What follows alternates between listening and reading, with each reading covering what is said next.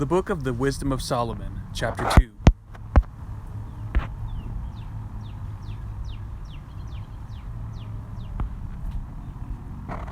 For they said within themselves with unsound reasoning, Our life is short and sorrowful. There is no healing when a man comes to his end. And no one was ever known who was released from Hades, because we were born by mere chance, and hereafter we will be as though we had never been.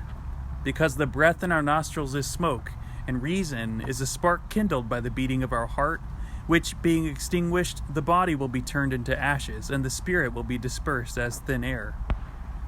Our name will be forgotten in time. No one will remember our works. Our life will pass away as the traces of a cloud, and will be scattered as is a mist, when it is chased by the rays of the sun, and overcome by its heat. For our allotted time is the passing of a shadow. For our allotted time is the passing of a shadow, and our end doesn't retreat, because it is securely sealed, and no one turns it back. Come, therefore, and let's enjoy the good things that exist. Let's use the creation earnestly as in our youth. Let's fill ourselves with costly wine and perfumes, and let no spring flower pass us by. Let's crown ourselves with rosebuds before they wither. Let none of us go without his share in our proud revelry. Let's leave tokens of mirth everywhere, because this is our portion, and this is our lot. Let's oppress the righteous poor. Let's not spare the widow, nor regard the gray hair of the old man. But let our strength be a law of righteousness, for that which is weak is proven useless. But let's lie in wait for the righteous man, because he annoys us, is contrary to our works, reproaches us with sins against the law, and charges us with sins against our training. He professes to have knowledge of God, and calls himself a child of the Lord. He became to us a reproof of our thoughts. He is grievous to us even to look at, because his life is unlike other men's, and his paths are strange. We were regarded by him as something worthless, and he abstains from our ways as from uncleanness. He calls the latter end of the righteous happy. He boasts that God is his Father. Let's see if his words are true. Let's test what will happen at the end of his life. For if the righteous man is God's son, he will uphold him, and he will deliver him out of the hand of his adversaries. Let's test him with insult and torture, that we may find out how gentle he is, and test his patience. Let's condemn him to a shameful death, for he will be protected according to his words. Thus they reasoned, and they were led astray, for their wickedness blinded them, and they didn't know the mysteries of God, neither did they hope for wages of holiness, nor did they discern that there is a prize for blameless souls. Because God created man for incorruption, and made him an image of his own everlastingness. But death entered into the world by the envy of the devil, and those who belong to him experience it. The Book of the Wisdom of Solomon, Chapter 3. But the souls of the righteous are in the hand of God, and no torment will touch them. In the eyes of the foolish they seem to have died.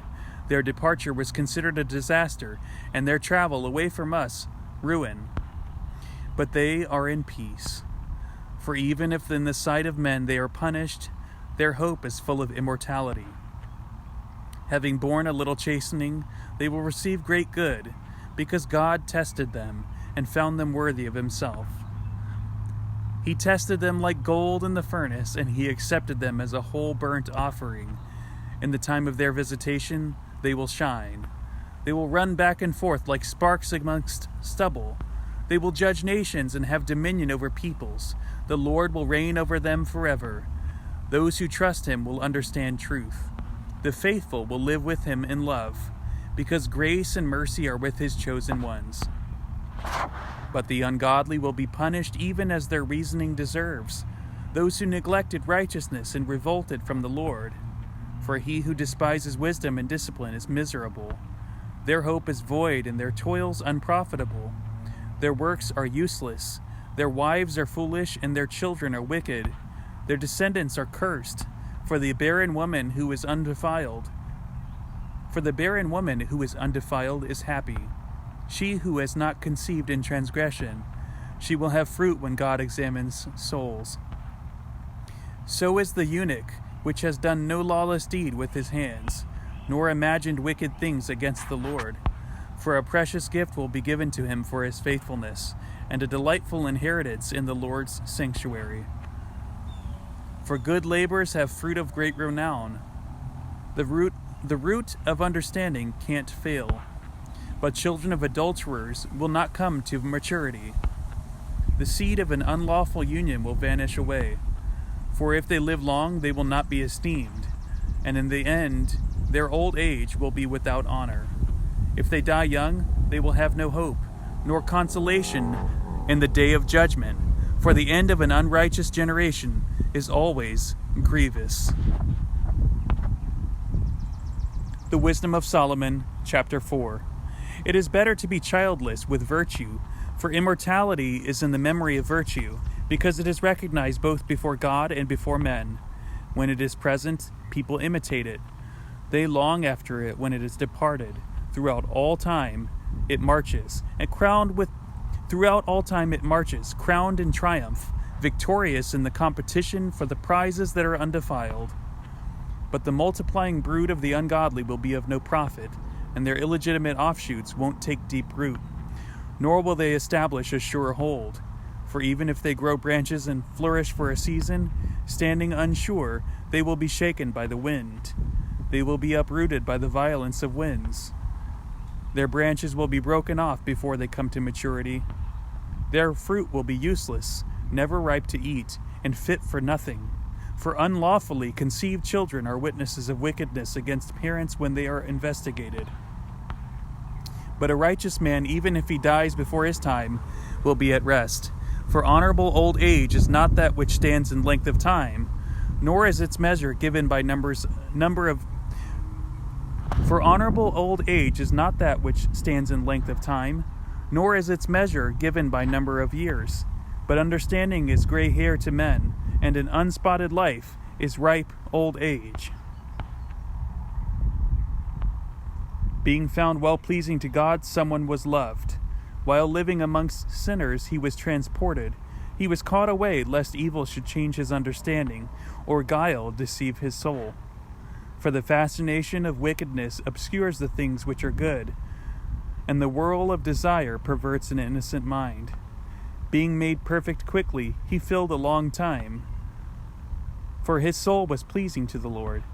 Therefore he hurried out of the midst of wickedness.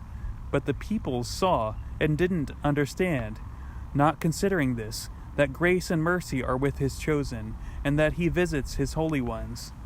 But a righteous man who is dead will condemn the ungodly who are living, and youth who is quickly perfected will condemn the many years of an unrighteous man's old age. For the ungodly will see a wise man's end, and won't understand what the Lord planned for him, and why he safely kept him. They will see and they will despise, but the Lord will laugh them to scorn. After this they will become a dishonored carcass, and a reproach amongst the dead forever. Because he will dash them speechless to the ground, and will shake them from the foundations. They will lie utterly waste. They will be in anguish, and their memory will perish. They will come with coward fear when their sins are counted. Their lawless deeds will convict them to their face.